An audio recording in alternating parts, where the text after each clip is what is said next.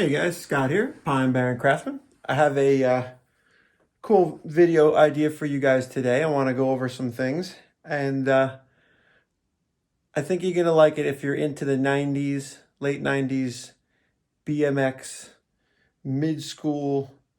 So like if you're in your 30s right now, or maybe even like your late 20s, 30s, 40s, you might know these vehicles, these bicycles.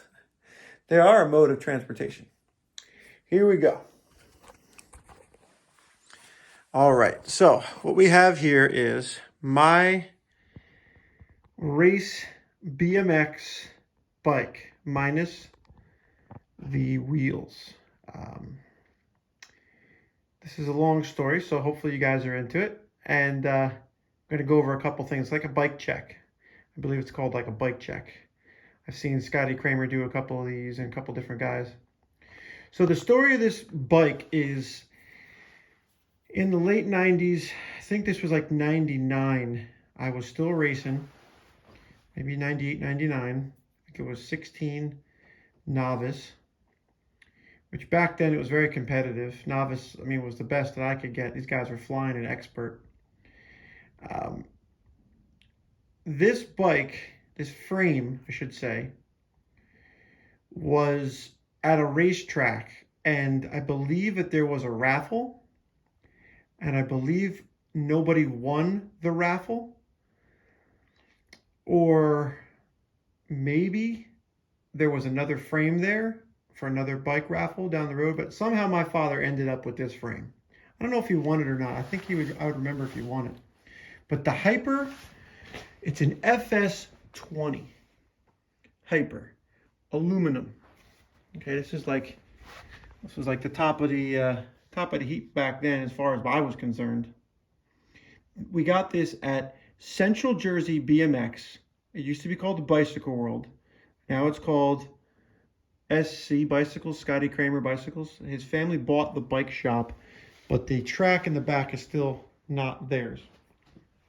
So what I'm going to do is I'm going to go through. So around, I don't know, 3-4 years ago, there was a guy in Manchester, New Jersey that showed up at my house, and he asked me if I had any BMX stuff, okay, from the mid school. And I said, yeah, I got a bunch of stuff. So I started showing him this, all my leftovers. This is like, I'm in my late 30s to 40s almost.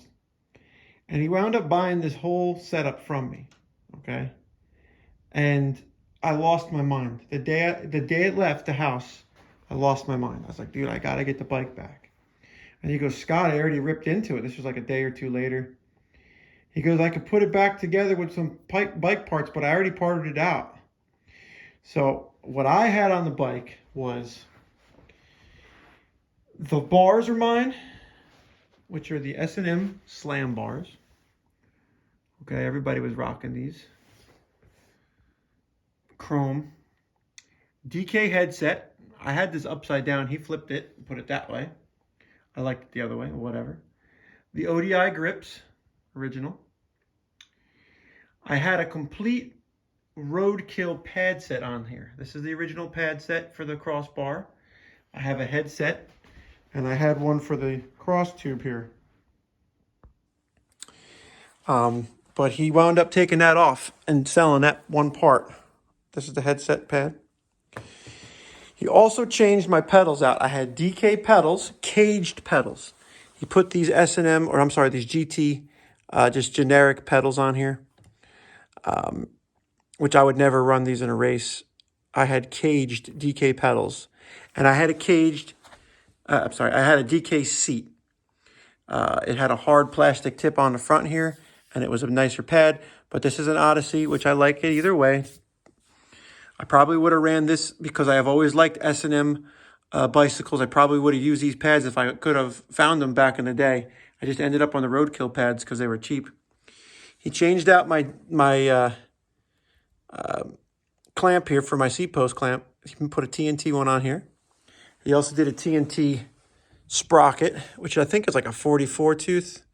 I had a 46 tooth sprocket that I could change out the outer ring to like 3 different sizes depending on what track we were at. We could change the diameter of the how many teeth we had on the sprocket. I had Sun wheels with hubs. Sun hubs, they're racing wheels. These are 3-piece profile cranks, original. Okay. I think I had a pair of GT profile cranks. They said GT. They were the same thing. And I think they were 180s. These are 180s. So he has the same length arm. These are made in the USA profile cranks. I also had DX, like we call them hydraulics, but DX brakes, which I have in a box downstairs. They went back here. And it was a really nice bike. I mean, I raced for a while with a steel bike, and I was competitive, but I realized quickly I have to get an aluminum. Now, this number plate was with me for a long time. That's my number, 765. And I got that the day I went there to sign up for my first race. And that stayed with me. And my buddy had 763, which was like pretty cool because I think 764 was somebody's address, or 763 was somebody's address. He wound up with the same address. So I have S&M pitchforks on here, which are chrome forks, which are not the best for racing. Normally they'd have like Answer forks, or they'd have like some kind of crazy carbon fiber, aluminum. But I was still running some of the chromoly heavy duty metal stuff because that's what our dirt jumping bikes and our freestyle bikes were. It was all chromoly. So, just going through these S&M pads are pretty cool. I don't know if they're rare, but they're in good condition. He had them. I found these SDG pads, which if anybody knows anything about them, they got this cool metal flake, really nice, well done metal flake. What does it say? It just says what it is, USA. Yeah, it says USA on it. Imagine that. This is a Mongoose pad, headset pad from my old Mongoose Expert from back in the day. So I just had some stuff thrown. This was the deal, man. We raced on Sunday. After church, if you went to church, the races would start 10 o'clock. You probably have a main event by 12, 1.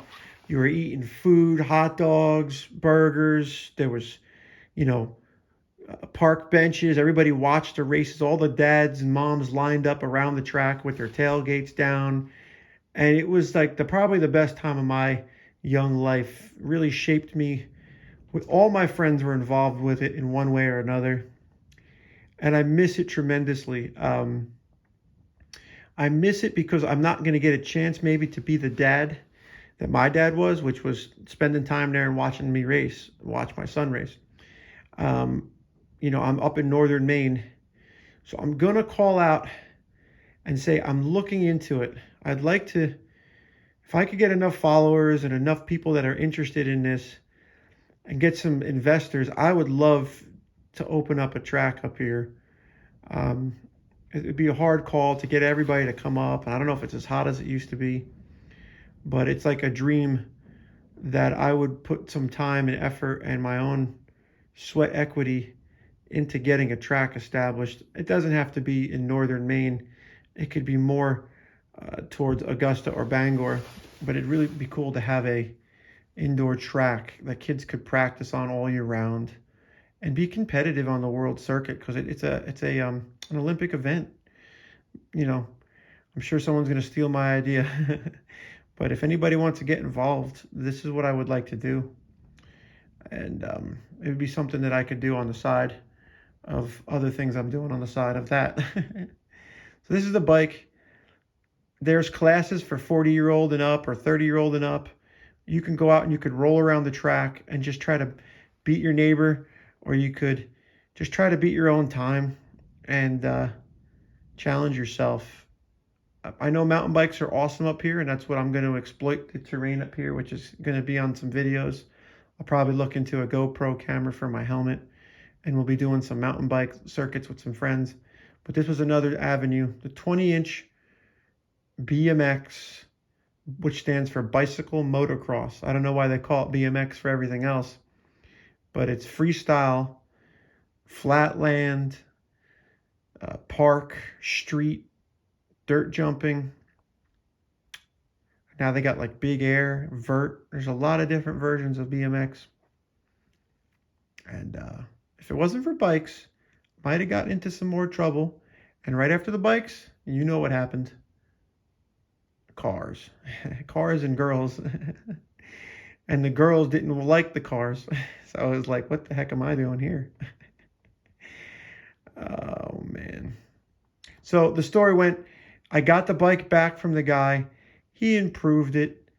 And then he winds up passing away. And it's a tremendous loss to the bike community. This guy had a lot of bikes. And I'm not mad that he changed and sold my parts. I don't care if he made money off of it. I wound up buying the bike back. I think he made $50 on it for me to buy it back from him, which I thought was pretty slick. But he wasn't going to give it back. He wasn't going to sell it back. He wanted it. And he's like, I love the bike, man. I can't give it back to you. I was like, I need it, man. It's my bike. I grew up on it. I should have never sold it. So this is another story about being impulsive.